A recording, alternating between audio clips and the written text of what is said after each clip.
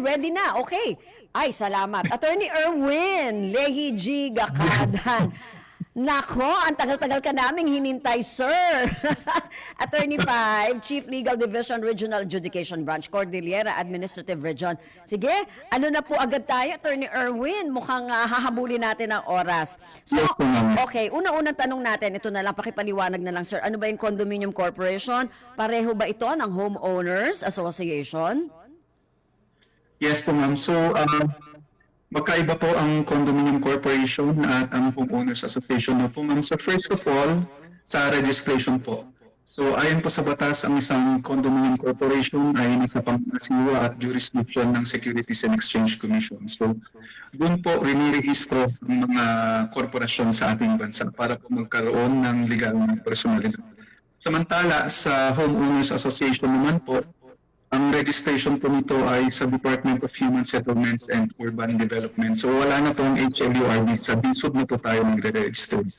So pangalawa, sa purpose naman po ng ating pagtayo ng isang condominium corporation, ang condominium corporation po ay siyang humahawak sa titulo ng mga common areas at assets ng condominium project. Kasama na po dito ang titulo ng lupa.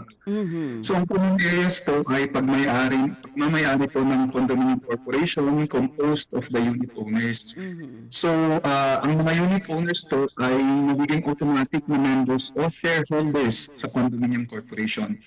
So ang sharing po nila ay depende po sa laki ng unit na kanilang nabili or sa number of units na kanilang nabili. So pwede rin po silang magkaroon ng ibang responsibilidad, depende po sa master deed o sa bylaws po ng korporasyon. Samantala, sa kabilang banda naman po, ang pag-organisa naman po ng Homeowners Association ay para po ma-manage at protektahan ang magkaparehong interest ng mga residente sa isang subdivision. So katulad po ng Condominium Corporation, ang HOA ang responsible sa pagkolekta ng mga dues mula sa mga homeowners upang pondohan ang maintenance at repair ng common areas nito. So pagbabayad po ng ating security guards, pag-maintain ng kaayusan at kalinisan sa loob ng subdivision at iba pa. So bilang isang organisasyon, ang Condominium Corporation at ang COA ay parehong nagbibigay karapatan sa kanilang membro para hilahok sa pamamahala po nito naman.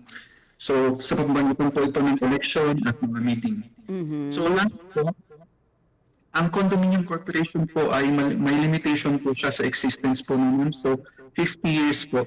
It can be renewed for another 50 years dahil siya po siyang korporasyon. So after 50 years, nag-meeting po ang ating mga members ng Condominium Corporation. Titignan po nila ang status ng project. Kung meron pong sira o pwede pa siyang i-rehabilitate. Mangyari po na hindi na po feasible na ituloy ang project, pwede po nila itong mapagkasugong ibenta at isi-share po nila ang profits depende po sa kanilang share. Samantala sa HOA naman po wala po siyang limitasyon. So as long as nag-exist po ang subdivision as a community, diretso po siya. So yun lang po yung sa pagkakaiba. So after 50 years pala, ibebenta, ano yon? Kung halimbawang ibebenta yung project, tapos yun lahat ng mga nakatira doon, shareholders, may porsyento ba? Kung magkano makukuha nila? So, after 50 years, gaya ng nabanggit ko kanina, pwede nilang i-renew at i-extend po for another 50 years kung sakaling pwede pa siyang i-continue. However, kung sakaling sira na po, hindi na feasible, ang basis po ng sharing nila sa proceeds ng kanilang sale or partition is depende sa laki or area ng nabiling unit at sa number of units na kanilang mangyari. Ayun. So, ang tanong naman, attorney, kung halimbawa may problema sa isang condo corporation, maaari bang mag-file ng complaint sa HSAC? Yes, ma'am, definitely. Pwede pong mag-file sa aming opisina. Pero ang tinitignan po dito ay depende sa issue na isasangguni ng ating complainant sa aming opisina po naman.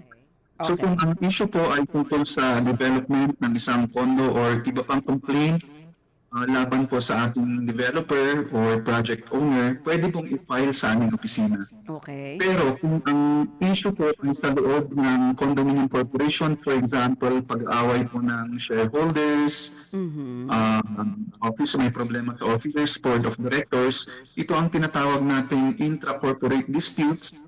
At ito po ay dapat i-file sa Regional Trial Court sitting as a Special Commercial Court. So, importante pong malaman kung saan i-file kasi madidismiss po yan at sayang po ang effort at finances natin kapag mali ang opisina na pinag-filean po natin. So, sa ASAP po, nakafocus po kami sa real estate development laban po sa developer na pinafilan ng ating mga may problema sa condominium units po. Pero hindi doon sa korporasyon, parang ganon, ano? Yes po, ma'am. So, kung kunwari may problema po sa condominium sa mga shareholders, ganyan, sa RTC po siya kapag meron silang problema sa isa't isa, problema sa kanilang board of directors, officers, sa RTC po yan. Pero kapag ang problema ay sa development ng unit, kunwari, may problema ka sa unit mo, hindi develop ang project, sa opisina po. Ayun. So, yun. Oo, kung may problema sa project, sa HSAC, yun. Pero kung may problema doon sa korporasyon, sa SEC, sa Securities and Exchange Commission. Hindi po, sa RTC po. Sa RTC na, sa RTC, okay. Yes. Okay. So, attorney, ano naman yung mga kaso na may kinalaman sa condominium na maaari nga i-file sa HSAC? Yes, ma'am. So, ayon po sa batas, kami po ang may jurisdiction sa actions or unsound real estate business practices, claims for refund at specific performance laban sa developer or project owner. So, normally, ang mga sumusunod po ang mga halimbawa ng mga complaints na sinasangguni sa aming office. For example, hindi po tinupad ng isang project owner or developer ang approved plan at advertisements. Kung mari nag-advertise sila na merong amenities na ganito, may plan ng gagawing tool or whatsoever at hindi nasunod, pwede pong mag-file sa opisina. Second, hindi pagtupad sa timeline ng kanilang project kasi binibigyan po sila ng timeline to complete the project. Dapat tapusin po yan. Pero kapag hindi natapos, wala man lang structure na tumayo, pwede pong pumunta sa aming opisina para mag-file ng complaint. Third, for example, nabayaran mo na in full yung condominium unit pero hindi pa dinideliver ng developer ang condominium unit or titulo ng unit sa iyo, kahit fully paid na, pwede ka na mag-file kasi responsibilidad or obligasyon ng isang developer na i-deliver sa iyo ang titulo after full payment. Meron naman pong problemang walang license to sell ang isang developer.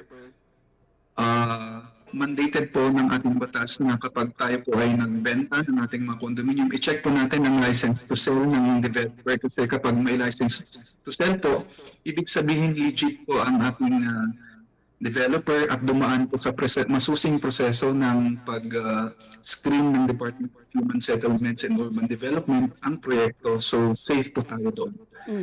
Kapag wala pong license to sell, may kaakibat po na penalty yan. So, dapat chinecheck po natin yan ng maigi. And lastly, may mga kaso rin po na termination or cancellation of contract na hindi na ayon sa batas kung hindi nakapagbayad ang ating mga unit owner, biglang kinansela ng developer, pwede rin po natin i-file sa opisina ito. Kasi may batas po tayong sinusunod sa cancellation ng contracts. Ito ang tinatawag nating MASEDA law. Ayun. So, attorney, yung pareho din ba yung proseso, for example, kung nag-file yung sa condo at sa HOA, pareho din ba yung process kung nag-file sila sa HSAC? Yan po yung sinabi ko kanina naman, parehas lang po. Depende po sa issue. So, tignan po natin yung issue na pinag-file. Parehas po ang proseso nila, ma'am. Parehas lang. So, gaano katagal po yung process kung halimbawang mag-file sila ng case? Normally po, pag nag-file po sila ng case, i-decide po namin yan based on yung timeline. Within 90 days, lalabas na po yung decision ng kaso. But first of all, we have to follow the stages po ng proceedings, filing ng complaint, and then i-require natin na mag-file ng answer ang ating respondent within 20 days. And karoon po siya ng mediation, filing of position papers, and then decision po. Issuance ng decision. Okay. Definitely hindi po kasali dyan sa period na yun, ma'am, yung mga delays na pwedeng mangyari sa pag-resolve ng mga kaso. Okay. O, ito may ano dito kasi sabi ng mga iba, attorney, medyo mas, may association fees din sa condo?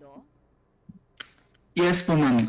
Kaya nang nabanggit ko kanina, namumulekta rin po ng dues ang ating condominium, condominium corporation. Pero nakabase po ito sa area ng depende po areas ng kanilang unit or sa units na meron. Oo, kasi may nagsasabi, attorney, parang mas mahal yung association fees sa condo versus dun sa talagang parang HOA. Tama ba yon? Ma'am, depende po yan sa facilities na in-offer ng ating or amenities na in-offer ng ating condominium corporation.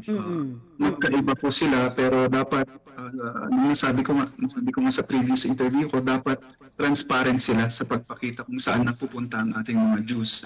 Kasi depende po yan sa facilities, utility expenses, iba-iba po ang presyo sa bawat area. Pero usually mas malaki talaga yung association fee sa condo. Malamang po kasi mas marami po silang bayarin maintenance. Ayun. Okay. Lalo na po kapag dyan sa Manila na high-rise, definitely mas marami silang amenities, meron silang pool, meron silang recreation areas, lalo na sa central business district, sa BGC, ganyan. Oo nga. Mas nakadepende po yan sa ating laki po ng ating binabayaran, may depende po. Tignan po natin kung saan napupunta para po maliwanagan tayo kasi dapat may basihan ang ating pagkolekta. So kung sa tingin po natin ay medyo malaki, tignan po natin kung saan napupunta para po maliwanagan po tayo. Yung breakdown para makita natin kung saan nga napupunta. Naku, attorney, wala na tayong masyado oras. Medyo late tayo, nagkausap. Pero sige, attorney, ano yung mga gusto mo pang ipahatid dun sa mga nakikinig sa atin na nagmamay-ari, syempre ng condo at saka ng mga house and lot o mga properties? Yes, ma'am. Due to the limitation of time po, kung may mga katanungan po, pwede po niyo kaming tawagan sa contact number 0917-837-5380. At sa mga nasa Region CAR naman po, pwede niyo tawagan ang aming opisina sa 074-619-5352. Or pwede kayong mag-send ng email sa info.gov.ph or bisitahin ang aming FB page at website sa hsac.gov.ph. Nakaantabay po palagi ang aming Public Affairs Division Central Office at ang aming mga IT personnel dito sa regional offices para po sagutin ang inyong mga katanungan. Okay. So, sige. Nako, maraming salamat po ulit, Attorney Erwin. yes po ma'am, marami pong salamat sa pag-unlock sa aming presensya ngayong araw. Thank you Okay. po. Next time sana, mas mahaba-haba na, no? Yes ma'am, para po ma-elaborate po natin lahat yung details po ng ating Okay. batas. Sige, maraming Yes, ma'am. salamat si Attorney Erwin Lehi G. Gakada ng Human Settlements Adjudication Commission ng CAR.